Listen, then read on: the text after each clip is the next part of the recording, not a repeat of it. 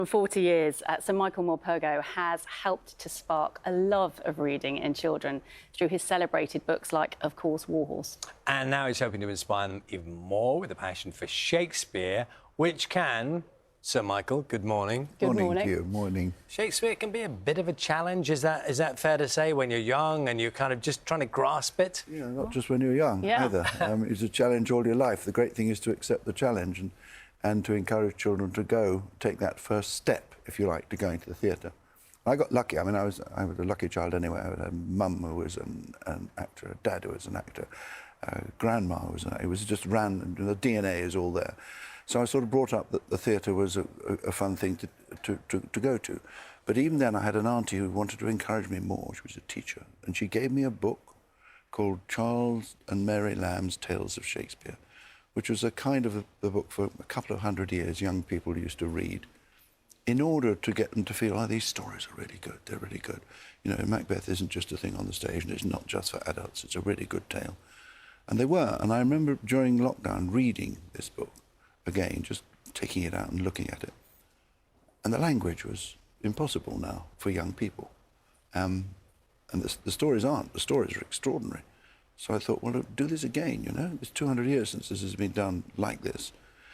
So I decided to do that, and then I got wonderful Benedict Cumberbatch to write an introduction to it, which he did. That's not bad.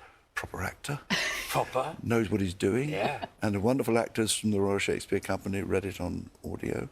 And I just wanted this, it's like a pathway I want to create for young people to the enjoyment of Shakespeare. Because what has been discovered is that over half the children in this country never see a Shakespeare play. No. And when you think this is the great writer of the country, and actually of the world in many ways, it's extraordinary. I mean, he is the most played plays in the world, all translated all over the place, you know. And do you think this comes right from your background as a teacher? Because in many ways you've been a gateway for children to understand more about the First World War, for example, because of Warhorse and taking those stories. And in a sense, this is what you're doing with Shakespeare, is you're boiling it down to the brilliant stories that they are. I suppose so. I mean, that's sort of almost what adults are for, is to be a gateway to young people. It's sort of part of our function, really, it seems to me, as both as parents. And I'm a grandparent now, I'm a great-grandparent, and I'm conscious of the fact that all the time you're trying to keep the door open to what you have loved and what you have enjoyed and what you think is worthwhile, and passing it on. We're here to pass it on. That's really what it's about, actually. And as a story maker, not just as a teacher, but as a story maker, I love doing it through stories. I like telling stories, and I can't stop telling stories. I was a very good liar when I was younger, really good liar. Shall I tell you my best lie when I was young? Oh, please. Yes. I went to a little prep school. It was you know, it was like Hogwarts, but it was true, and it was in Sussex, and it was not a nice place at all. But on the way back, after 14 weeks of not seeing your mum and dad, we were all in this little carriage together, 12 of us in our little sort of striped blazers, and on the way home, see mum and dad, you know, and longing for it. And everyone was saying, where are you going in the halls, where are you going on? And I'm going to Spain, I'm going to France, I'm going to Wales. And I wasn't going anywhere, I knew I wasn't going anywhere. So I just thought I'd do something silly. And I had a little Timex watch, I'd never forgotten it. And I looked at it and I said, it's 4 o'clock. I want the train to be on time because the Queen's coming for tea at 5. And I looked up and the whole carriage was just... And I thought... and they all believed it, and I thought, this is great. I think it was maybe the origins of... I love it. When I was a teacher, I loved, absolutely loved. We used to do it from 3 to 1:30 in the last school I taught in. A wonderful head teacher called Mrs. Skiffington just got us to read stories to the children. It's a brilliant idea. Everyone in the country should do it, 3 to 1:30. And we did it. And when I was inventing my own tales or reading someone else's, and you felt the silence, you know, the silence of immersion, which these children have, that they simply lose themselves in it. And they're not doing that, you're not dictating to them, they're making this up in their own head from the words that you're passing on. And I just love that sort of silence.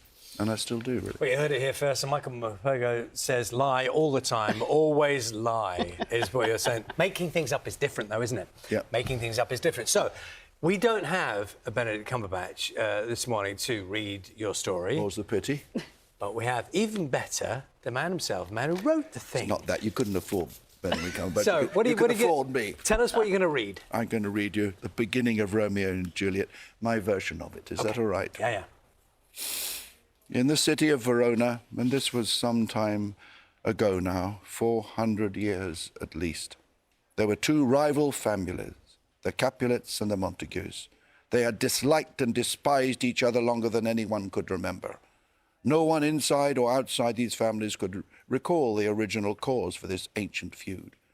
Certainly they were the two richest and most powerful families in the city, and so there was anyway a fierce rivalry and deep mistrust between them. But it was more than that. There was hatred, bitter hatred, sharpened over many years by humiliation and hurt, and by killings too. Both families had vengeance in their hearts, and they did not hide it. Wow, you're getting yourself going there, weren't you? I could feel it. I could feel the passion growing. And is the idea that people read your book and then go and read the original? It's exactly what happened to me when I was little. This book that I was given, I loved the stories. People would read it to me. I'd read it for myself in the end. And then I found myself queuing up outside the theatre at Stratford-on-Avon with everyone else. And my auntie always used to give us tickets, Peter, my brother and myself. And we'd go there age 6, 7 or 8, and we'd be there early in the morning at first. And we loved being first in the queue. Not because you get better seats. We couldn't get better seats because they were expensive, but we got tickets. We didn't miss out. And we went to play after play after play. And I'm not suggesting everyone can do that, but I am suggesting that theatres should be very open to children, that every single child... You know, in some countries, there are 2 paid-for visits for children to the theatre every year. Right. We've got to get to this level of commitment. This is how you open hearts and minds of children. You know? And the pictures you can see all around us here, I mean, you've deliberately done that as well, haven't you? So the imagery and everything in the book is maybe a bit more accessible, just a bit more interesting, dare I say it. Yeah, and of today, these are... They're bright, you can't look away. You know, there's King Lear up there. This is me, roughly now, aged 80. And cantering along on a horse. I mean, it's vivid, and I think what the whole thing is that the writing should be vivid, but also thoughtful. I think people have got to know these plays are about the experience of life, human experience, and children are beginning to learn that. And the more you can sow the seeds early on, the more likely they are to want to know and explore more. Well, it's been absolutely lovely talking to you this morning, and thank you for reading for us. Tales from Shakespeare is out now. It's been a joy. Thank you so much, both. Thank you very much. So, yes, Tales from Shakespeare is Sir Michael's book. You're watching BBC Breakfast Time now. It's 8:59. An act can ruin something that's there for the pleasure of everybody, and it's such a beautiful thing. So, yeah, very sad. Yeah, even though Eddie Howe's not been there, as he was saying there, it has affected the whole area, and they've all got caught up in this story. Interesting. Mike, thank you very much. Now, earlier this week on BBC Breakfast, you'll remember we launched the UK's biggest writing competition for children, 500 words. Now, it gives young writers a chance to tell a story they'd love to read. So to mark the launch, we've been meeting some everyday storytellers as well as inspirational young people to find out how writing can lead to bigger and better things. Sean Peel has more.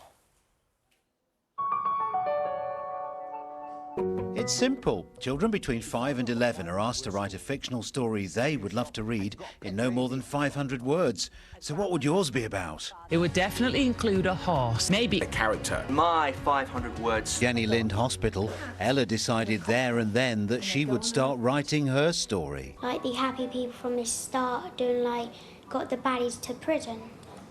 And that is the end of my story. The end of that story, but maybe the start of yours.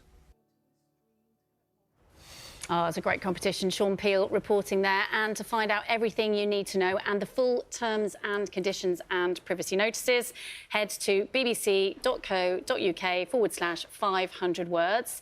And the all-important deadline for entry is Friday, the 10th of November, 2023 at 8 p.m. We've had some very good storytellers on the sofa this week. Michael Morpurgo yesterday, who was fascinating, wasn't he? Reading out his own story. Reading out his own story, and also saying when he was a child, probably about the age of those kids there, he said what he was mainly good at was lying, which he turned into storytelling. He did. In his own way. Yeah, just to qualify that. Yeah, with a bit of success along the way, I think it'd be fair to say. Matt's got the weather for us. What about that picture? Is that a new one? It is, yes. From this morning, my weather story for today does start in a captivating fashion. Look at this across Tower Bridge. Altocumulus cloud, fairly dappled, just reflecting some of that sunlight earlier on.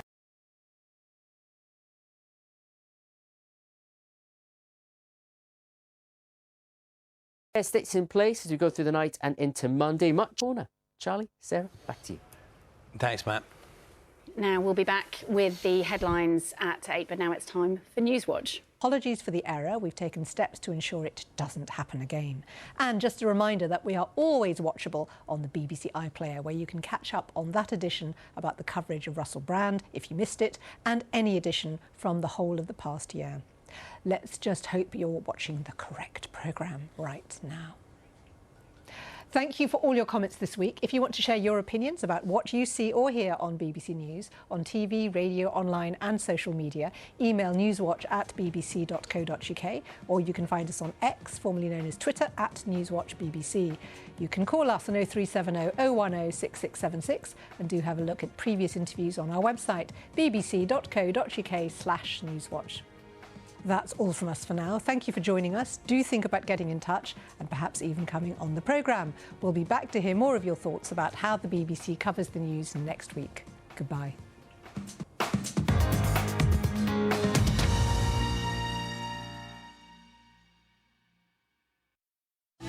All right. BBC One and iPlayer. Blankety blank. BBC One and iPlayer.